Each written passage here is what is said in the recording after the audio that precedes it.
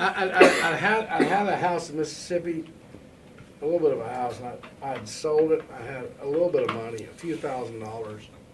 I knew that I would just, cause I was playing drums, making $25 a night, 7 nights a week, 6 hours a night, from 9 to 3 in Madison.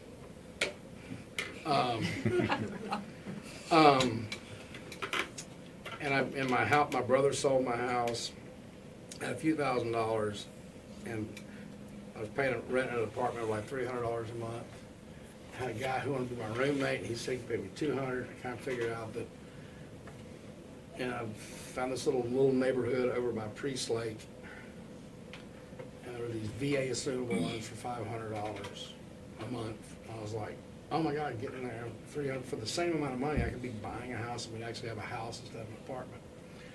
I did that, got in this house, and of course that was all the way down there, and I'm paying in Madison. It was $5 in gas, a night to go back and forth, all the way across town and back.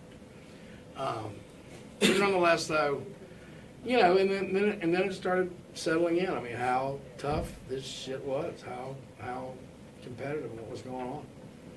So for a band, I was lucky. I was blessed to get a gig in town because you quickly learn supply and demand here in Nashville. There are a blue million super talented players and a couple of dozen bars. So I mean, I went from making $500, $600, $800 a week cash in Mississippi to making $25 a night here, and netting 20.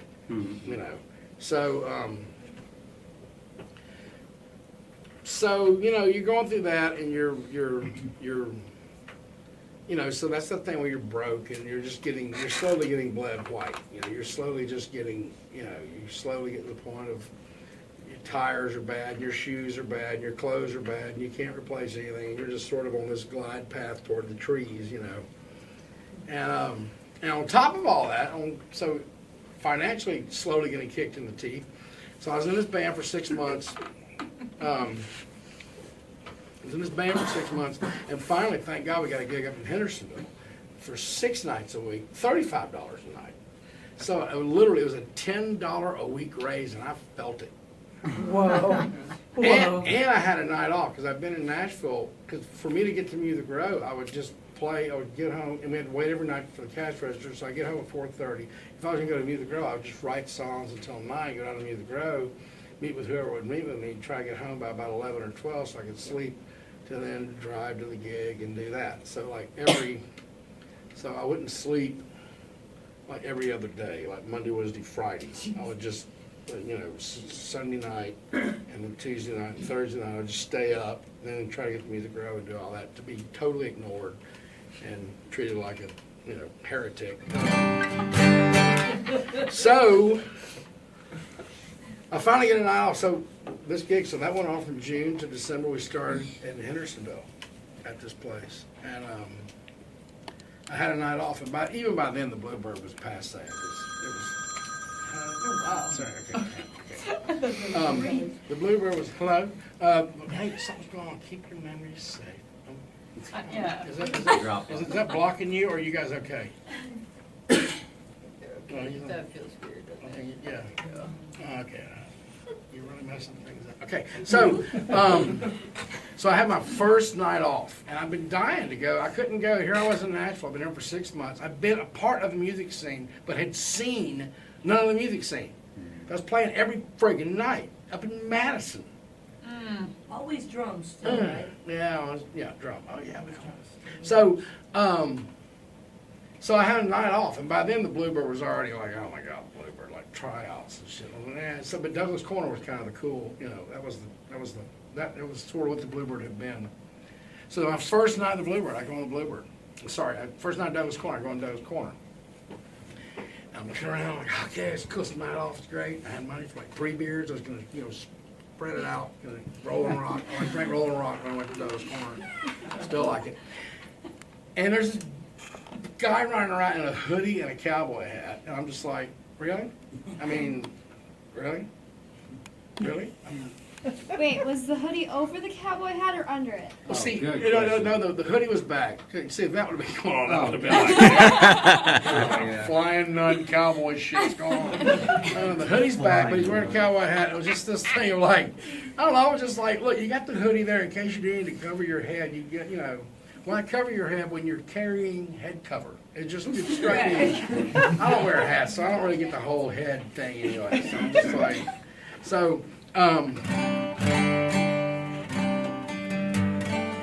and there's another guy. Anyway, these songwriters kind of had this little thing going, and they got up on stage, and this guy goes, "Well, I just want to thank you guys for, as you well know, I just signed a deal this week with Capitol Records, and here's my little milk crate. If you guys got a cassette, you can drop it in there and everything." And I was like, "Who is the dude in the hoodie and the cowboy hat?" They're like, "Oh, that's Garth Brooks." And I was like, Oh, sure. Tony Arata is sitting beside him. So Garth sings a couple of those, riding roping songs. It's great. So, and then Tony Arata sings the dance. Oh, geez. Oh my goodness. And I've been like waiting. So I've been playing drums 7 nights a week for $25 a night for 6 months to wait to get here, to be a songwriter in the room. Tony Arata sings the dance. I'm like, what is that? Tony Arata. I was like, where does he write? And they're like, oh, he doesn't have a deal. He might work for some printing company. I'm like, that guy didn't have a songwriting deal. I'm like, nope. I'm like, and it really was. I mean, it was like in those movies where they do the focus thing where all of a sudden just the, and everything that I wanted, it just, and I was like, that guy didn't have a writing deal? And he got through singing the dance, and Garth goes, man, that's a great song. Somebody ought to cut that one day. I was there. I saw all this. I'm like, Whoa. I was like, wow, yeah, somebody should really cut that. That song can't get cut. This guy can't get. And it's like, 2 or 3 other things. I want slower just to watch her pass way down the road. I mean, just these mesmerizing songs were just. So I'm hanging out in Douglas, and Jimmy Stewart and Scott Miller, and that was Jimmy Stewart, Scott Miller, Garth, and Tony Arata. That was kind of that song. That was that Sunday Songwriter Night thing. I just started hanging out with them, and then they figured out I was a drummer. So then I would tear down my drums from the club Saturday night, haul them out of the club, just go down there to play drums for free with them, to haul them back into the club the next night. Wow. That's a pain in the ass, by the way, when you're all set up at a club and your mics and everything's set, and the guitar player's got his amp just right here in between your stand. It's right here, and that's a real pain in the ass. It really is. I mean, that's the great thing about a house gig. You can set your shit up and not worry about it. So in the middle of all that, so I'm going along, writing my songs and doing my stuff. Out of this club up in Hendersonville, it was owned by, it turned out there was a guy that ran it. It was called the 11th Frame. There was a bowling alley up there. Hendersonville was dry. There was a bowling alley up there, and this was the club, it was a part of the bowling alley. But it was actually kind of a nice club. It was one of those brass rail places, ferns. But it was actually, it wasn't a, and they had a disc, this is all part of it too. They had a disco floor too with the helicopter lights and all that shit. And so the band would play. We were just like a 5-piece jukebox band. We played everything. We had a cowboy lead singer. We had a guy from St. Louis on keyboards doing pop and blues. We had an Eric Clapton wannabe guitar player. We did everything. But the people that owned the club, turned out that Conway Twitty and Roy Orbison were investors in this club. They were never in there. Conway's son, Michael, came in. So other stories, mic's off. But nonetheless, it was the only club in Hendersonville. I mean, Hendersonville truly was a bedroom community. It was the weirdest thing I've ever seen in my life. It was 50,000 people lived up there around the lake. There was a Gallatin Road went in. There was like a couple of banks and a KFC and a McDonald's on the main strip. And if you turned right or left, you just got immediately lost into endless suburbs. It truly was a bedroom community. There was not a business. Everybody just went into Nashville. But this is even farther from my house, so it's even a longer drive. It was like a 40-minute drive to work for me. So I was up there, and I guess this is probably about 2 years in, Yes, after being there for about a year, and I was making 35 on that instead of 25, and my house had a crawl space, and we had a winter last winter, it actually went to 5 below a couple, that is crazy. These first few winters I was in Nashville, I was from South Mississippi, 85 through about 89. I mean, dude, it would snow every week sometimes for 3 weeks, 4 weeks. Every one of those cold fronts that come through, there'd be some precipitation with it. Like maybe a little bit of ice or some snow or whatever. I was like, this is freaking great. This is why I came up here. It was like snow all the time. This is killer. But then we had a really, really bad winter. It was like 5 below. And it froze my pipes in my house. I was broke. I was way broke. I was trying to get home. And I couldn't get home. And I'd been here long enough at that point, probably about 3 years, where it really was, the grind of this thing was like, the grind of this thing was like really, but out of that also, so I had the club, out of that Wesley Orbison came in, and he and I was Roy's son, and so he and I wrote a few songs together. Wesley was kind of, living green. He was keeping it green before the green movement came. Mainly his green was just in a little box that was pictures. He was a full green movement guy. 24 hours a day, green movement guy. Totally. So for us to write, I'd have to go back. I'd have to drive an hour up to his house because he lived above. I'd have to go back, wake him up, knock on his bedroom window to wake him up and everything, so I could go to, and do all this stuff. But he actually said, he goes, hey, Dad, let's go first songs. So we wrote some songs. But meanwhile, in the middle of all this horrible winter came, and my pipes froze, and I got into my crawl space, and it was freezing cold. And you could just see all these breaks in these pipes, in this crawl space, dirt floor about that high, just kind of crawling around. And I'd messed with houses and stuff to know that, to do that, you cut out the break, you cut a piece of copper, you have on each side, you have to solder, so you have to use this gel that will draw the solder up in. It's not hard. I mean, but I went to a hardware store and spent all my Christmas money buying that stuff, and there was 13 or 14 breaks under there. And it got to the point where I'd spent a day doing it, and I was out of stuff, and I was covered in mud, and I had literally crawled out the night before and slept on the floor, covered in mud. So I woke up, I was like, I shattered, kind of, and went back up under there, and I was working, and I was out of solder, and I was out of money, and I was out of everything, and I had one more fix to go. So I was going around under all the places where I'd soldered, where it wicks up in there, a few drops when it's molten, it'll drop, like little drops of mercury. So I was just going around the mud, picking up all these things. Like if I could get enough and then bounce them on the pipe and then heat it, it would wick in there.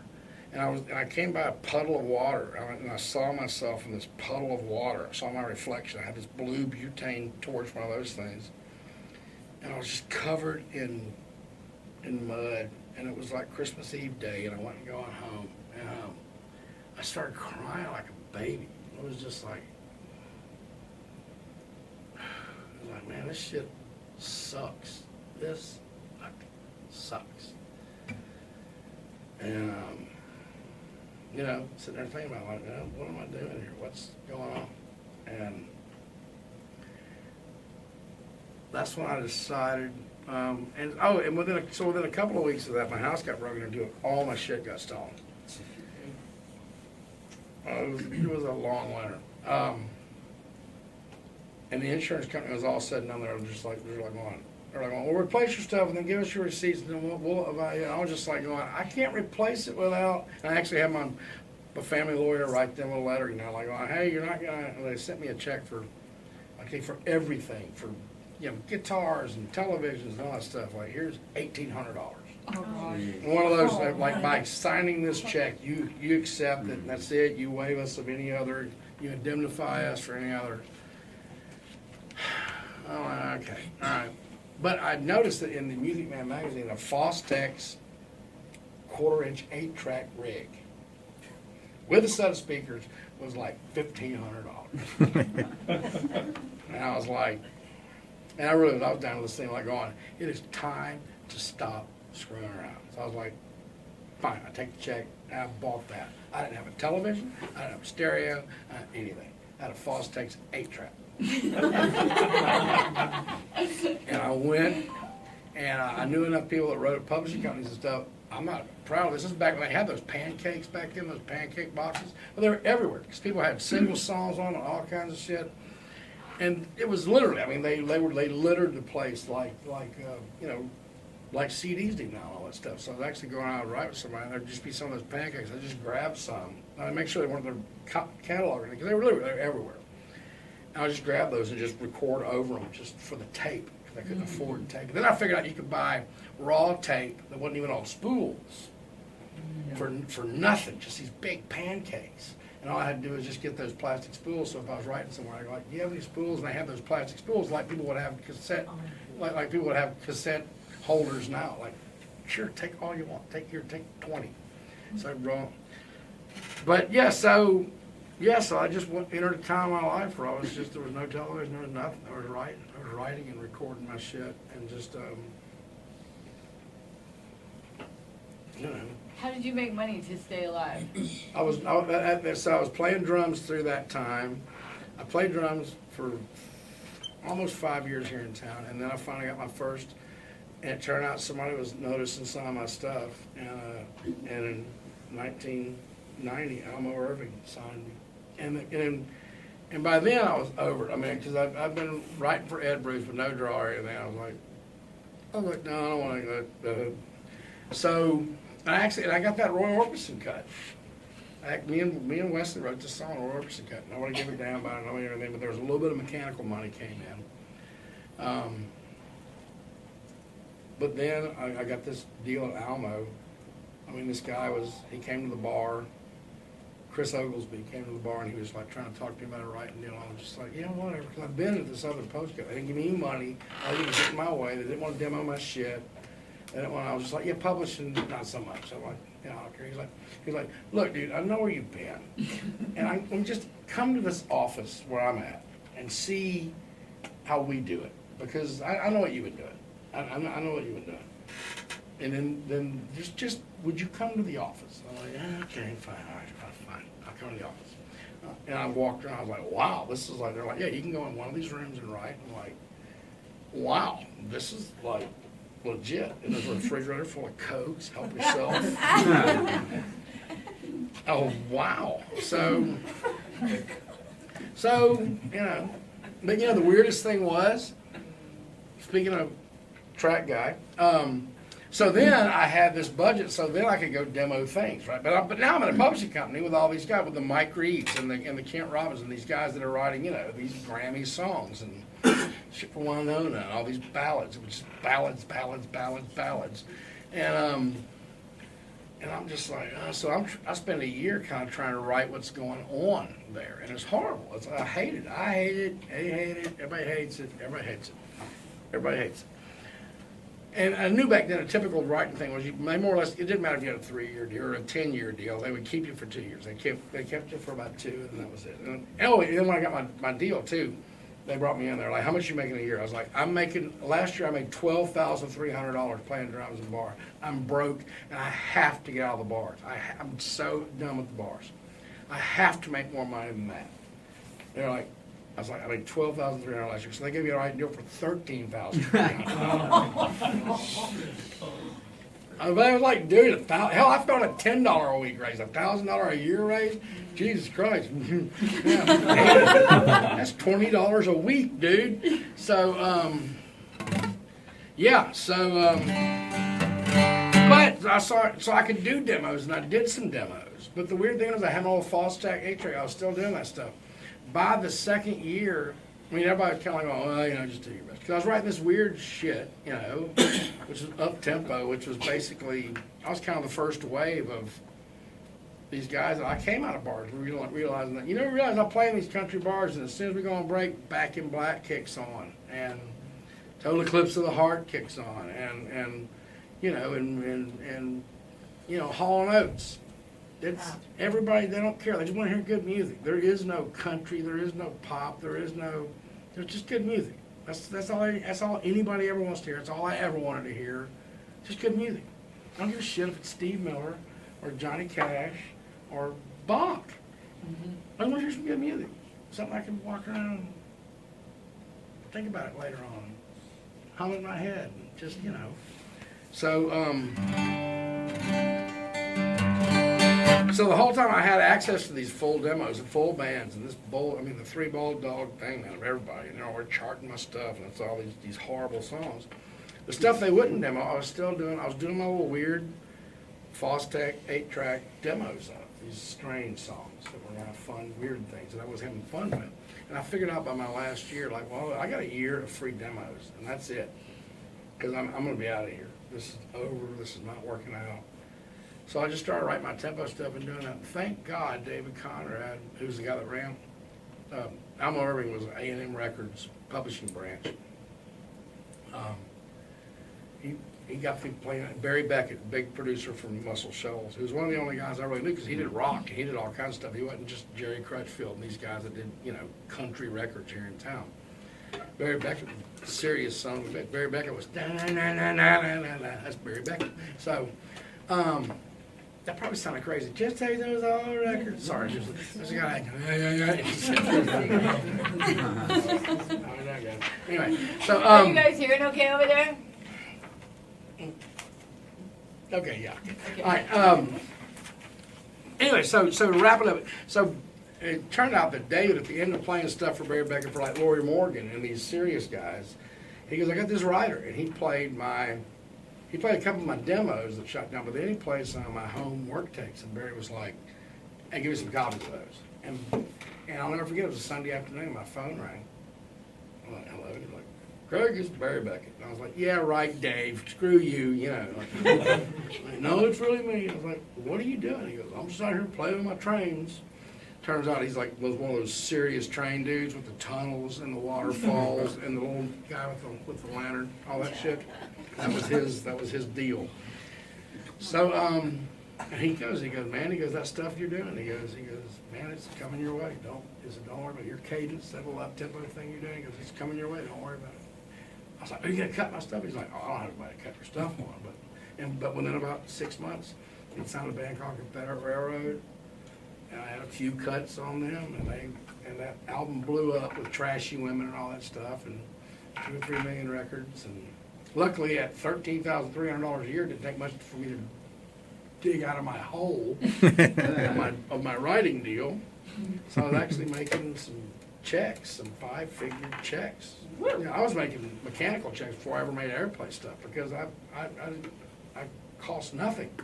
I was not in the hole. I wasn't $50,000 in debt. I was, so if I was on a record that sold $2 million, I mean, shoot, man, that's $40,000-$50,000. And I was like, jeez. So it began. And that one record label, that was Atlantic, and then they started kind of getting hip to me, and then Tracy Lawrence was on there, and I had my first #1 with Tracy Lawrence. And then other labels, and then one thing led to another, to another, to another. Is that the story? That took Yeah, that's the story. That took a long time. Sorry. No, that's an important story.